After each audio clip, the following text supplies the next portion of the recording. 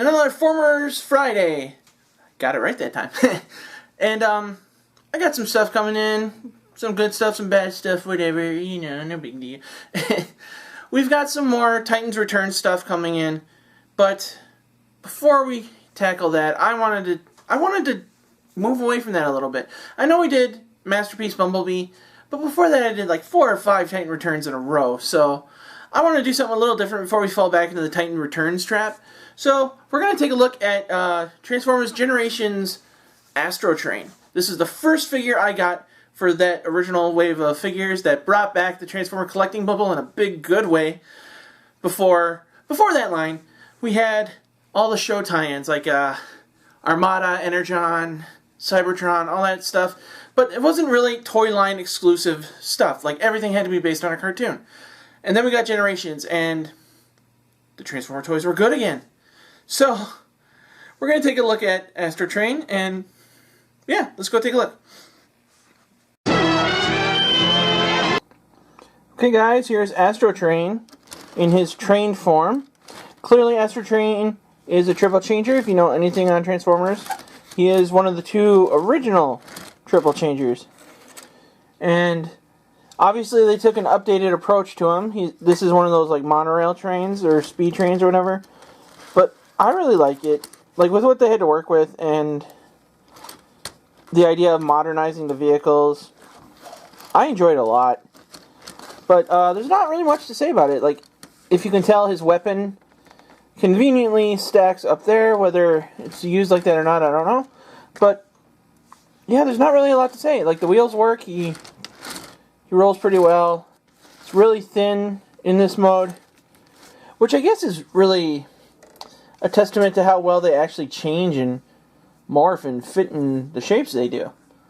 But that's him in train mode. Let's take a look at his other vehicle mode. Okay, here he is in rocket mode. And I'm trying to do this without the shadow, but I can't.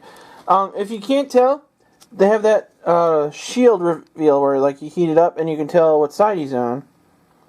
And the funny thing about this is, this was the original Generations, or Classics, or whatever they're called. I think it was Generations. And soon after this line started, one of their newer waves after this was like a continuation of the same toys, but they called it Reveal the Shield, which was more heavy on the light up shield thing. So I don't know why they had to change that when they were already doing it. But again, the wheels work really well, and it's a pretty interesting space shuttle kind of look. Like, pretend that's next to a massive rocket or something, and it looks pretty good. And I just love this guy. He's one of my favorite Transformer purchases in a real long time. And again, there's not really too much to say. The transformation is solid. Nothing feels loose, like it's going to fall off or anything. It was a little tough to get the landing gear out on the front because it's stiff, but again, it's solid. You don't think that this thing's going to fall apart. So that's him in rocket ship, whatever we're calling it, space shuttle mode. So let's take a look at robot mode. The Transformers will return after these messages. And as the battle between the Autobots and the Decepticons rages on, Megatron creates Triple Changers, the most evil Decepticons of all. But the Autobot scientist Perceptor is ready for anything. Introducing Perceptor. From a working microscope, he transforms into a robot. And Triple Changer Blitzwing transforms from tank to plane, and from plane to robot. I know what I want. Triple Changer! Autobots will stop them! Each sold separately from Hasbro, while supplies last. We now return to the Transformers.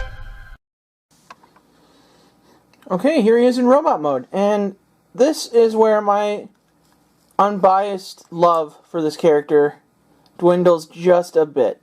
He's kind of bulky. It's kind of like you don't really have much to do with his legs, and these little rocket pieces slip really loosely in and out where his arms are, and it's kind of hard to get him back out. So I always have to bend it or put something in his arm to make sure it doesn't slide in. I love the shoulder blade idea, how they flap out like that, and I love how his wings look like a cape. I love how his feet are part of the rocket and the way they fold to make his feet. I love this character, and I love this figure, and I'm just so happy he exists in this form, to the point where when they released him again most recently, I don't know if it was Titans Returns or the wave before, what was it, Combiner Wars? I saw that figure, and yeah, he's bigger, and he's cooler looking, but you know what? This figure, there's nothing wrong with this guy, so why would I want to get the other one? So, that's how I felt about this guy. And I just enjoy so much owning this figure. I would highly, highly recommend taking a look for him and trying to find him if you're looking for the quintessential Astrotrain figure.